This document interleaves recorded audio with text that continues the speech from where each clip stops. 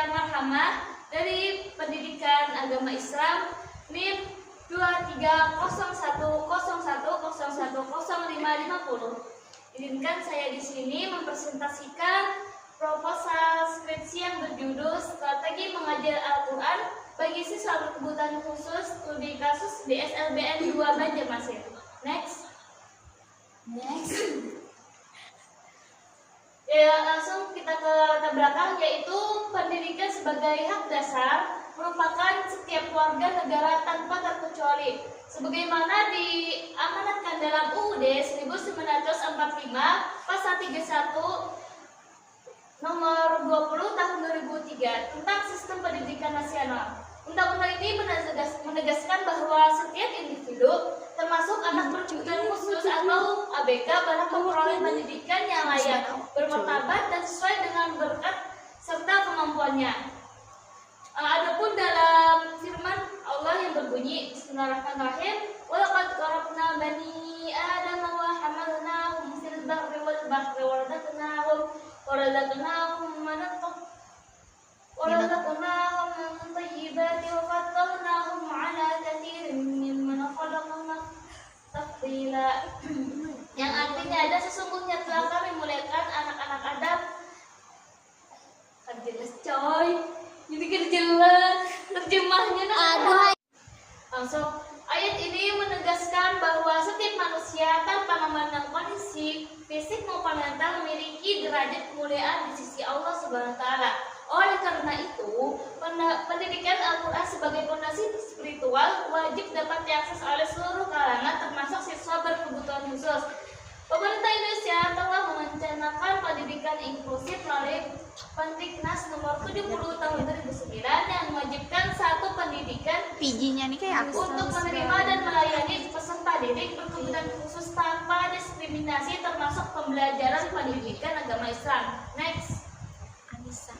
Anak berkebutuhan khusus atau ABK mencakup berbagai kondisi seperti tunarungu, tunanetra, dan tunadaksa atau autisme dan kesulitan belajar. Setiap jenis kebutuhan khusus memerlukan pendekatan metode dan media belajar yang berbeda-beda. Nah, di SLBN 2 Banjarmasin ini melayani siswa dengan beragam berkebutuhan khusus. Guru menghadapi berbagai tantangan nyata, antara lain yaitu keterbatasan komunikasi dengan siswa tunarungu, perbedaan kemampuan komunikasi siswa tunaragita, sulitnya mempertahankan konsentrasi siswa autisme, serta minimnya ketersediaan media dan alat bantu pembelajaran Al-Quran yang ramah untuk siswa ABK.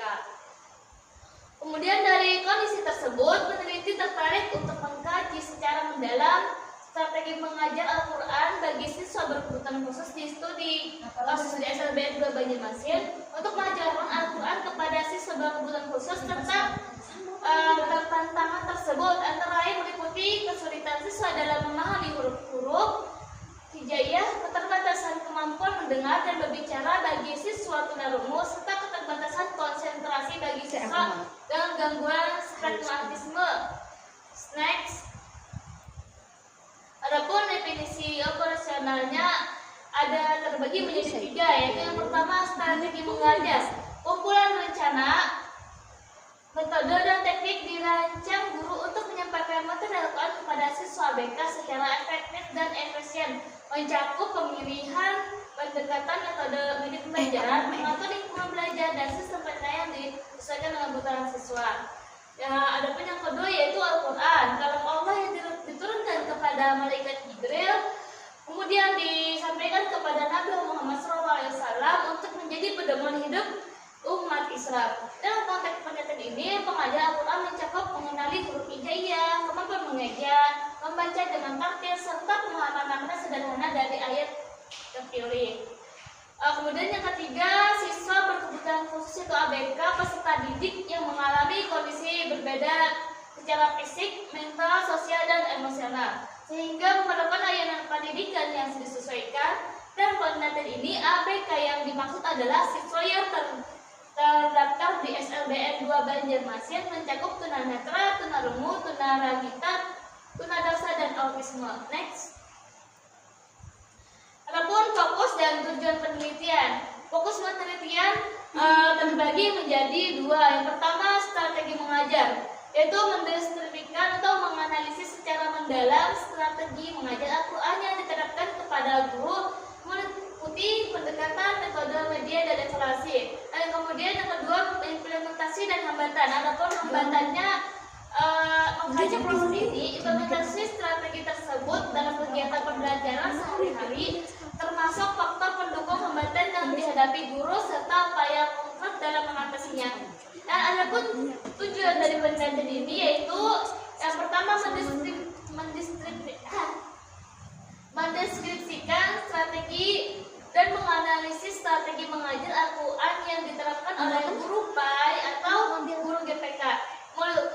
Ikuti pendekatan pembelajaran metode yang digunakan, media ajar dan sistem penilaian yang diterapkan bagi GPK. Nah, adapun yang kedua yaitu menganalisis implementasi. Proses implementasi pembelajaran Al-Quran di SSDN 2 Banjarmasin ini termasuk hambatan yang dihadapi guru-guru dan solusi yang diterapkan untuk mengoptimalkan hasil pembelajaran siswa. Next. Adapun signifikasi penelitian ada terbagi menjadi 4. Yang pertama, teoritis atau kajian pendidikan inklusif, menambah kehasaran ilmu pendidikan Islam, khususnya kajian strategi pembelajaran Al-Quran yang adaptif bagi ABK sebagai rujukan akademik. Kemudian yang kedua, bagi guru PAI atau GPK, yaitu memberikan panduan nyata dalam merancang dan menerapkan strategi mengajar Al-Quran sesuai dengan jenis dan tingkat kebutuhannya siswa. Kemudian yang ketiga yaitu bagi siswa berkebutuhan khusus, yaitu mendorong tersedianya metode dan media pembelajaran Al-Quran yang lebih inklusif, ramah, dan mampu mengoptimalkan potensi belajar mereka. Kemudian yang keempat, bagi SLBN 2 atau pemangku kebijakan, itu untuk menjadi bahan evaluasi dan dasar pengembangan kurikulum PAI inklusif serta rekomendasi penyediaan sarana dan pembelajaran Al-Quran yang memadai. Kemudian next, yaitu penelitian terdahulu. Adapun penelitian terdahulu terbagi menjadi 3, yaitu Nur Azizah tahun 2019 pembelajaran Al-Quran bagi anak tunanetra di SLBN Kota Bandung, yaitu menunjukkan bahwa metode Simai dan penggunaan Al-Quran berhasil terbukti efektif meningkatkan kemampuan membaca bagi siswa tunanetra lewat sebagai acuan metode audio dalam penelitian ini. Kemudian Raudatul Jannah 2018 metode pembelajaran Al-Quran bagi anak berkebutuhan khusus di SLBN 2 di SBN B Semarang, yaitu membuktikan bahwa metode visual dan lip learning membaca gerak bibir mampu meningkatkan kemampuan siswa tunarungu mengenai huruf hijaiyah menjadi pembandingan strategi visual dalam penelitian ini. Nah, adapun Fatimah Az-Zahra dan Ridwan Nasir pada tahun 2021 yaitu pendekatan individual dalam pembelajaran Al-Quran dan ABK Tunadaksa, yaitu menyimpulkan bahwa pendekatan individual lebih efektif dibandingkan pendekatan klasik bagi ABK, memperkuat argumen perlunya menyesuaikan strategi mendasar kebutuhan masing-masing. Nah, adapun penelitian saya ini untuk lebih kepada gurunya, bagaimana guru itu bisa menyesuaikan metode ajar atau strategi untuk anak berkebutuhan khusus agar mereka semua masih bisa belajar seperti anak pada umumnya tanpa merasa diskriminasi. Oke, next.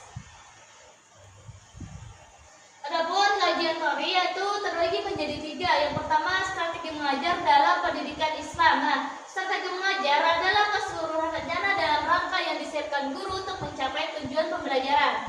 Dalam perspektif Islam, strategi mengajar harus mempertimbangkan aspek spiritual, intelektual, akhlak, dan Allah berfirman dalam surahnya, yaitu surah An-Nahl ayat 125 yang berbunyi, suruh ke jalan Tuhanmu dengan hikmah dan pelajaran yang baik. Kemudian ada yang kedua, pendekatan dan metode pengajaran Al-Quran bagi ABK, yaitu beberapa metode yang relevan. Yang pertama, taraki, guru membaca siswa menerika secara langsung. Yang kedua, musyafah, siswa mengamati gerak bibir guru. Kemudian simai, yaitu mendengarkan bacaan berulang-ulang.